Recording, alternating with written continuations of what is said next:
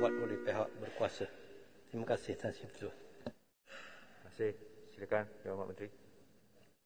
Buat masa ini bukan soal yang berkaitan dengan soal kekurangan tenaga, tetapi adalah soal yang berkaitan dengan bagaimana sosial media itu dikendalikan.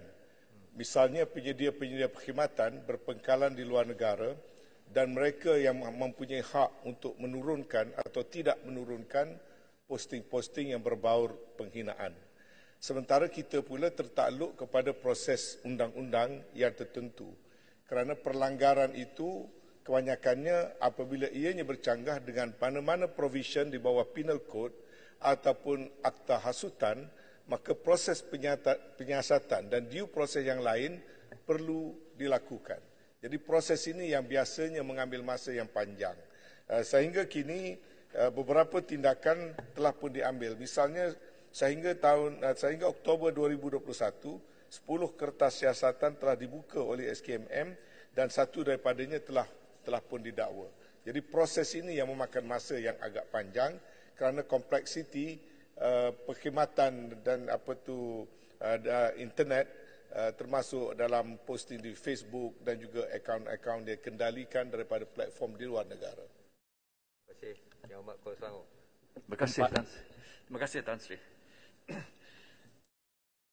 Menteri, sebagai sebuah negara yang sempurna sifat majmuk dan kepelbagaiannya dari segi agama, budaya dan kaum, ya, amat mustahak bagi mana-mana kerajaan persekutuan pun yang wajar dan mampu menangani segala tuntutan dan kepentingan yang saling bersilang dan bertembung, ya, dan ini adalah sangat mustahak. Tidak cukup dengan kita hanya mewawarkan, menggagaskan apa juga slogan dan yang molok-molok seperti keluarga Malaysia dan sebagainya. Di segi ini, Menteri, ya, Tan Sri, adakah pihak kerajaan bersedia untuk mempertimbangkan dengan serius dan segera untuk mewujudkan sebuah akta baru yang boleh kita namakan Akta Keharmonian Nasional bagi membendung mana-mana pihak yang tidak bertanggungjawab dari segi menyalahgunakan kebebasan dan mengambil kesempatan terhadap segala jenis kebebasan yang ada, ya, yang diberikan kepada mereka untuk mencetuskan keadaan huru-hara dan ketidakharmonian, ya. Akta Keharmonian Nasional ini juga boleh guna untuk menggantikan dan mengambil alih akta hasutan yang disebutkan oleh Menteri sebentar tadi yang kiranya sudah lapuk ketinggalan zaman serta tidak sesuai dengan konteks masyarakat moden masa kini dan khasnya menangani kepelbagaian di negara kita yang tercinta ini. Terima kasih, Tan Sri. Ya, Menteri. Tan Sri, boleh saya minta sambung sikit untuk jawab bersama? Tak ada masa lagi. Soalan tu sebenarnya telah dijawab semalam 2 kali, Yang Amat. Tapi saya serahkan kepada Yang Amat Menteri. Tidak dinafikan, negara kita adalah antara negara yang begitu majmuk, berbilang kaum, berbilang bangsa, berbilang agama, tapi terbukti merupakan sebuah negara yang aman makmur dan harmonis sekali. Ini tidak ada siapa yang dapat menafikan. Namun pada masa yang sama kita juga tidak menolak bahawasanya ada berlaku walaupun secara kecil-kecilan tindakan-tindakan yang menyentuh keharmonian tersebut. Jadi soal menggubal perundangan baru bukanlah jawapan kepada permasalahan itu.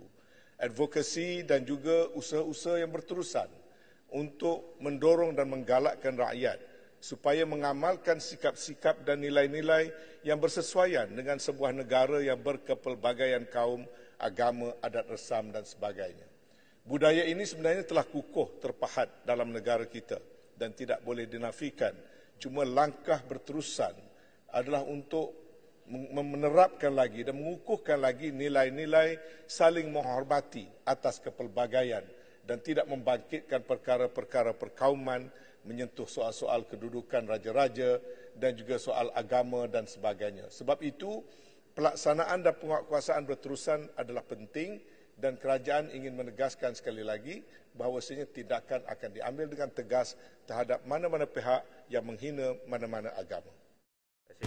Telefon baru percuma untuk semua. Pilih mana satu anda suka tanpa perlu kelulusan atau pendahuluan. Padankan dengan pelan pascabayar tanpa had terbaik kami.